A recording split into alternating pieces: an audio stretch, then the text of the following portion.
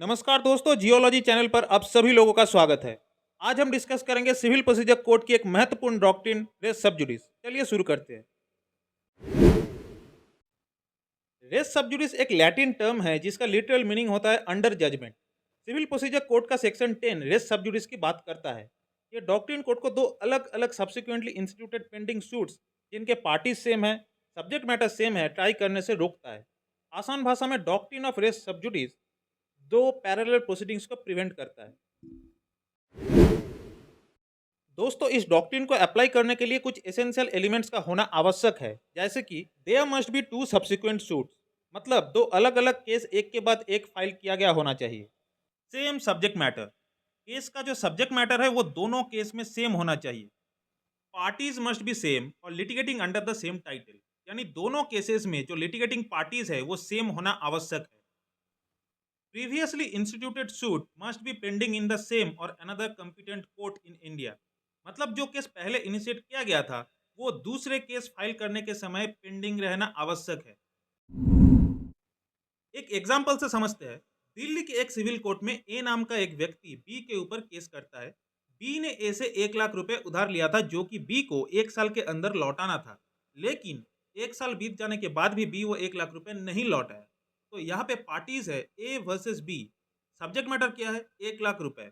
और ये केस जो है अभी भी दिल्ली के सिविल कोर्ट में पेंडिंग पड़ा है, मतलब अभी भी डिसाइड नहीं हुआ है। अगर इस सिचुएशन में ए ने मुंबई के किसी सिविल कोर्ट में फिर से यही केस दाखिल करता है, तो फिर रेस सब जुडिस कहता है उस दूसरे केस को स्टे कर दिया जाएगा जब तक ना पहला केस का नतीजा निकलता है।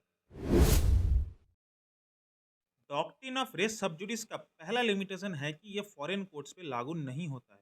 यानी अगर पहले इनिशिएट किया गया केस किसी फॉरेन कोर्ट में पेंडिंग हो और दूसरा केस इंडियन कोर्ट में इनिशिएट किया गया हो, फिर यह डॉक्ट्रिन एप्लीकेबल नहीं होगा। दूसरी तरफ अगर सेकेंड टाइम इनिशिएट किया गया केस का सब्जेक्ट मैटर डायरेक्टली और सब्सटेंशियली सेम ना हो पर इंसिडेंटली सेम हो, तो इस परिस्थिति में भी रेस सब जुडिस एप्लीकेबल नहीं होगा। Neeta versus Shivdayal Kapoor and others के केस में it was held that the subsequent matter can not be stayed if the conditions mentioned in section 10 are not fulfilled. मतलब जो एसेंशियल एलिमेंट्स हमने डिस्कस किया वो सारे फुलफिल होना आवश्यक है, तभी रेस सब जुडिस एप्लीकेबल होगा। In the case of Anurag and Company and another versus additional district judge and others, it was explained that consolidation of suits is ordered under section 151 for meeting the ends of justice, as it saves the party from multiplicity of cases, delays and expenses. मतलब अगर court चाहे तो दोनों subsequent cases को section 151 of CPC के तहत consolidate कर सकता है, यानी दोनों केसेस को मर्ज करके एक ही प्रोसीडिंग्स के अंदर ला सकता है। Doctrine of race sub जुडिस prevent करता है मल्टीप्लिसिटी ऑफ लॉसूट्स को, ताकि कंट्राडिक्टरी जजमेंट्स अवॉइड किया जा सके, और ये प्रमोट करता है जुडिशियल एफिशिएंसी और प्रोटेक्ट करता है लिटिगेंट्स को फ्रॉम हरासमेंट।